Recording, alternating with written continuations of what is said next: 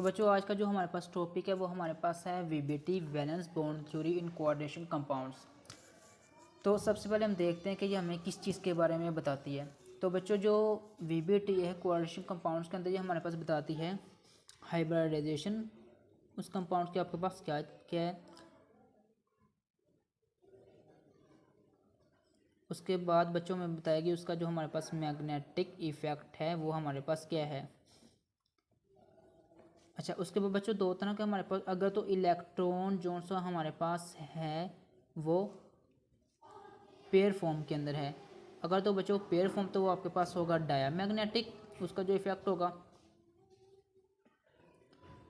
अगर बच्चों वो हमारे पास जो इलेक्ट्रॉन हैं डिस्ट्रीब्यूटर शेल्स के अंदर वो अनपेयर के फॉर्म में है बच्चों, तो उसका जो आपके पास इफेक्ट है वो आपके पास होगा पैरामैग्नेटिक।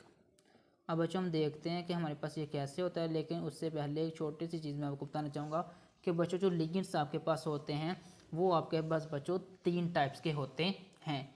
एक हमारे पास होता है स्ट्रॉन्ग, एवरेज और वीक। इसको बच्चों स्ट्रॉन्ग फ्री लिगेंड्स भी कहते हैं और वीक फ्री लिगेंड्स भी हम कहते हैं। बच्चों स्ट्रॉन्ग फ्री जो लिगेंड हमारे पास होते हैं ये हमारे पास गुड इलेक्ट्रॉन डोनर होते हैं। ये हमारे पास क्या होंगे, गुड इलेक्ट्रॉन डोनर हमारे पास होते हैं। वीक होते हैं ये हमारे पास बच्चों पुअर इलेक्ट्रॉन डोनर होते हैं, मतलब ये आसानी के साथ इलेक्ट्रॉन को डोनेट नहीं करते। एवरेज हमारे पास बच्चों ये बच्चों एवरेज इलेक्ट्रॉन डोनर हमारे पास होते हैं। कुछ केसेस के अंदर ये आराम से हमारे पास कर सकते हैं डोनेट इलेक्ट्रॉन को, और कुछ केसेस में हमारे पास नहीं कर सकते। अब बच्चों जो आपके पास स्ट्रॉन्ग फील्ड लिगेंड्स हमारे पास बच्चों होते हैं, ये हमारे पास बच्चों क्या करते हैं कि ये जो हमारे पास पेयर फॉर्म के अंदर हमारे पास इलेक्ट्रॉन को कर देंगे। अगर वो अनपेयर में तो उसको पेयर में कर देंगे। और बच्चों जो वीक होते हैं ये बच्चों आपके पास क्या होता है कि जो हमारे पास अनपेयर में होते हैं उसको अनपेयर ही रहने देते हैं, उसको पेयर फॉर्म के अंदर नहीं करते। एग्जाम्पल्स बच्चों वीक के अंदर जो एग्जाम्पल वो आती हैं बच्चों हेलोजेंस, जैसे फ्लोरीन, क्लोरीन, ब्रोमीन, आयोडीन वगैरह बच्चों हमारे पास आती हैं।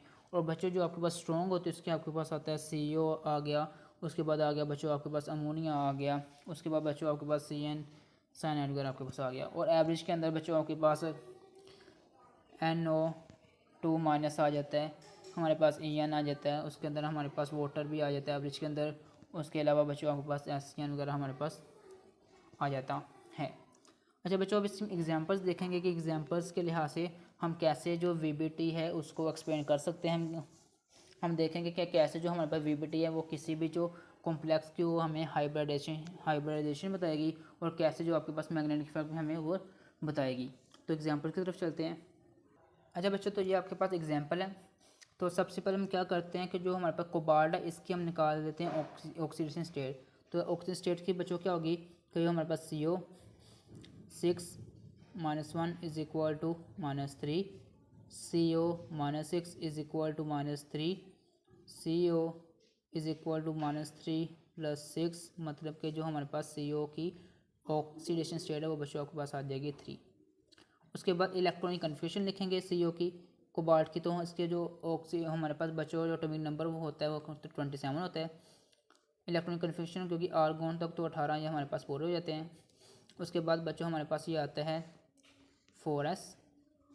उसके बाद हमारे पास पहले 3D लिख सकते हैं, 4s में लिख सकते हैं लेकिन हम लिखते हैं 3D। उसके बाद आता है 4s। तो D के अंदर आपके पास 7 इलेक्ट्रॉन और S के अंदर आपके पास 2 इलेक्ट्रॉन। तो ये मैंने एक फार्मूला भी आपको बताया था कि कैसे हम इसका एटॉमिक नंबर और इलेक्ट्रॉनिक कन्फर्मेशन याद कर सकते हैं। अगर आपको वो वीडियो देखनी हो तो बच्चों मैं डिस्क्रिप्शन में उसका जो लिंक है वो दे दूँगा, तो वहाँ से जाके देख सकते हैं। अच्छा, जैसा कि ऑक्सीडेशन जो स्टेट है वो आई थी 3, तो मतलब इसमें से जो +3 थे तो इसमें 3 इलेक्ट्रॉन निकल जाएंगे। तो 2 इलेक्ट्रॉन S से जाएंगे और 1 इलेक्ट्रॉन D से, तो हमारे पास आ जाएगा 3D6 और 4S 0 आ जाएगा। अब इलेक्ट्रॉन की फिलिंग करते हो सबसे पहले हमारे पास जो 3D के अंदर बच्चों 6 इलेक्ट्रॉन, तो हम वो फिल कर लेते हैं सबसे पहले।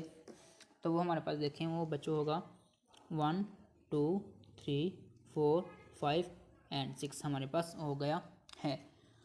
अच्छा, अब जो आपके पास F हमारे पास है, तो ये बच्चों आपके पास हर जो मतलब ये 6 लिगेंड हैं F के, तो ये हर जो F होगा ये 2-2 इलेक्ट्रॉन को डोनेट करेगा। मतलब 2-2, तो हमारे पास 1 2 3 4 5 और ये 6 बच्चों आपके पास हो गए, मतलब 6 लिगेंड्स थे तो 6 ने अपने अपने इलेक्ट्रॉन को डिस्ट्रीब्यूट कर दिया।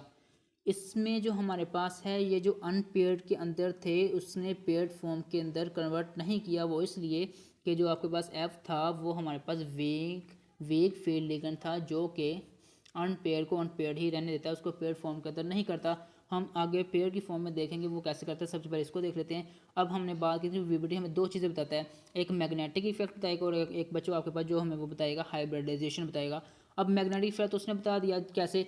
अब हमारे पास ये अनपेयर्ड की फॉर्म में है, मतलब कि ये पेयर्ड में नहीं है, तो ये हमारे पास जो होगा ये आपके पास पैरामैग्नेटिक इफेक्ट शो करेगा। तो इसका जो मैग्नेटिक मोमेंटम होगा बच्चों होगा पैरा मैग्नेटिक। अब बच्चों हम बात करते हैं उसकी हाइब्रिडाइजेशन की। हाइब्रिडाइजेशन इसकी बच्चों हमारे पास क्या होगी, देखिए एस के अंदर कितने गए थे, 2, मतलब कि एस के अंदर एक पेयर गया था तो हम लिखेंगे एस। पी के अंदर 3 पेयर थे SP3 और डी के अंदर 2 थे तो हम लिखेंगे D2। तो इस तरह ये हमारे पास उसने हमें उसका मैग्नेटिक इफेक्ट भी बता दिया, उसकी हाइब्रिडाइजेशन भी कॉम्प्लेक्स की हमें उसने बता दी।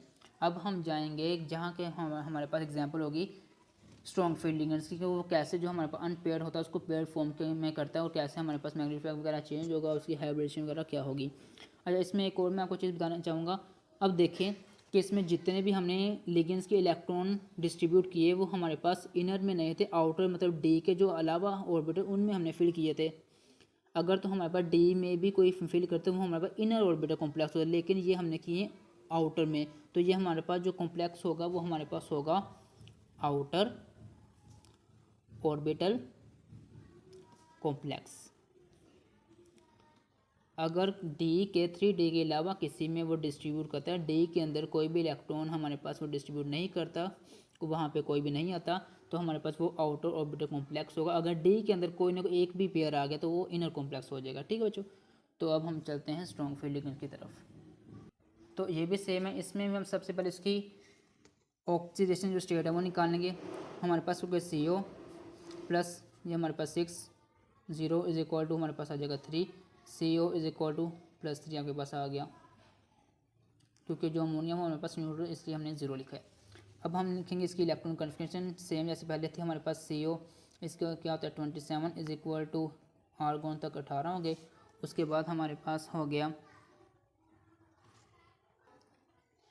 3D7 और 4S2 +3 था, मतलब 2 इलेक्ट्रॉन इसमें से और 1 इलेक्ट्रॉन यहाँ इसमें से निकला, तो हमारे पास हो गया 3D6 और 4S0। अब हम इसमें करेंगे डिस्ट्रीब्यूशन करेंगे ऑर्बिटल में। तो सबसे पहले देखें आपके पास कैसे होगा, 6 थे तो ये पहले पूरा कर लेते हैं, 1 2 3 4 5 और ये आपके पास हो गया 6।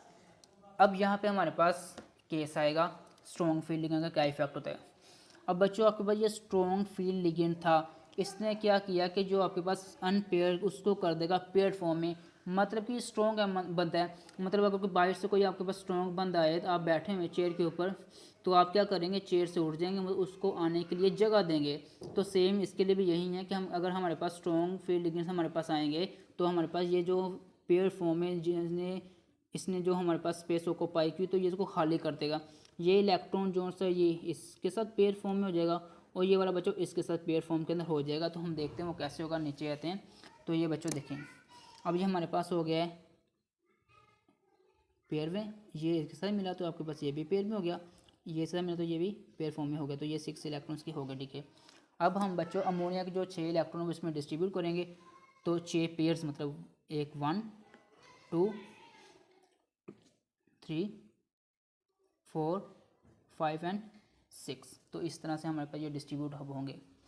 अब हम बात करते हैं इसकी जो आपके पास मैग्नेटिक इफेक्ट है। अब देखें सारे के सारे पेयर फॉर्म के अंदर, तो हम इसका जो मैग्नेटिक इफेक्ट होगा बच्चों होगा डायामैग्नेटिक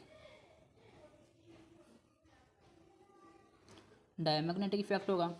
हाइब्रिडाइजेशन की बात करें तो बच्चों देखें 3D के अंदर 2 पेयर हैं तो हम लिखेंगे D2 2 पेयर, तो हम लिखेंगे D2 S के अंदर 1 और P के अंदर 3, D2SP और ये 3 आपके पास हो जाएगा।